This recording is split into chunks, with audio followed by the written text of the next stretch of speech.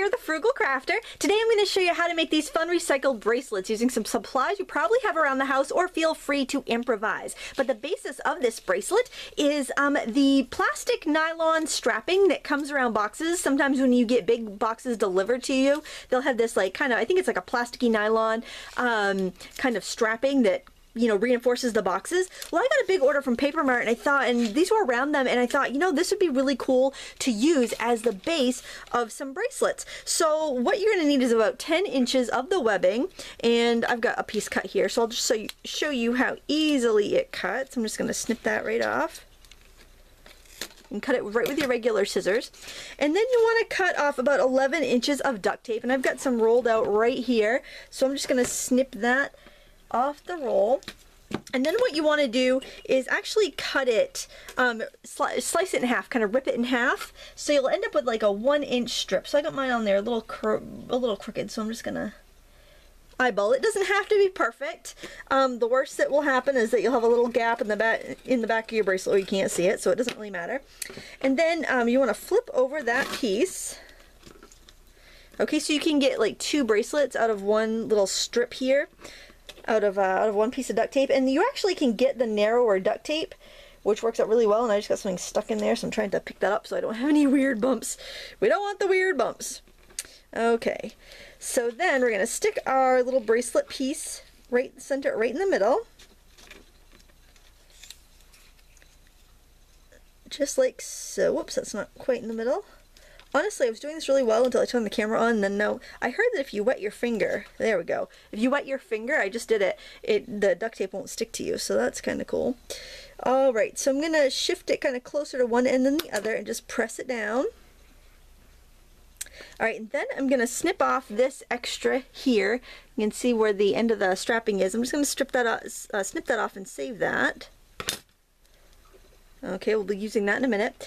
And then on this end, I am going to, actually I can snip a little extra off there because that's a little too long. Set that right there. I'm going to snip up to the strapping on this end, and this is how we're going to close our bracelet up. We're going to use the tab that's left over. You can even get duct tape on the Dollar Tree. Like, this is from the Dollar Tree and it worked just as well. So, I mean, you don't have to go out and buy, you know, $6 a roll duct tape. But there are so many different versions available now that you can find you can find anything you wanted, I think, in duct tape. Alright, I'm going to fold up one edge. See, I'm just, nothing fancy, just folding up that edge to cover up the strapping. Try to do this neatly, because if you don't, you'll get wrinkles. You'll get like little creases, and that's not going to look very nice. You want this to, it's a very simple design, so you want to make sure it looks nice and neat. Sometimes it helps if you start next to where you trimmed it. Helps you from getting, you know, the wrinkles. Sometimes if you start in the middle, it'll want to wrinkle on either side of where you're starting. So if you start on an end, it's easier to control it. And just fold up all these pieces. And when my girls come home and see this, they're going to go nuts. They're going to want to make tons of these. So much fun.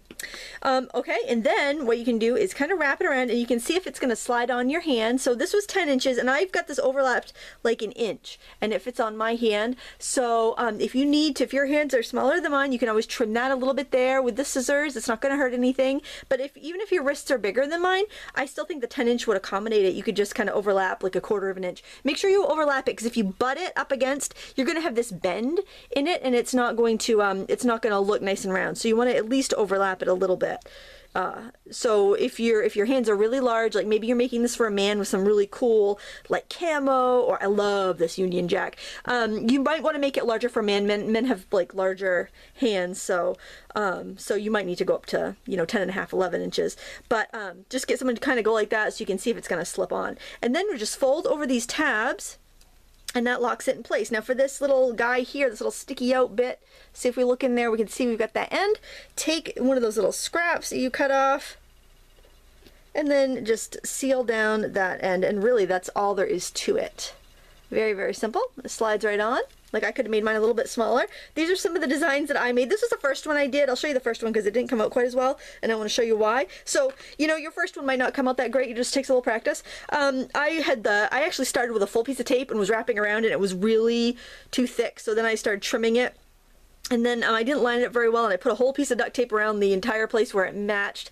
So it's not a big deal, but it definitely is a little bit sloppier than these other examples. But I just had a fun time with these. I'm going to make a bunch more, and I'm going to probably leave my supplies out so my kids can make them too. But I do hope you try it. It's a lot of fun, and if you like this, please give me a thumbs up. If you have any friends, any camp directors, any school teachers, vacation Bible school teachers, anything like that that might want to use a craft like this with kids, share it with them, or share it on your Facebook and Pinterest. It's how my channel grows, and I do appreciate every single one of those shares. So thank you so much for watching, and until next time, happy crafting.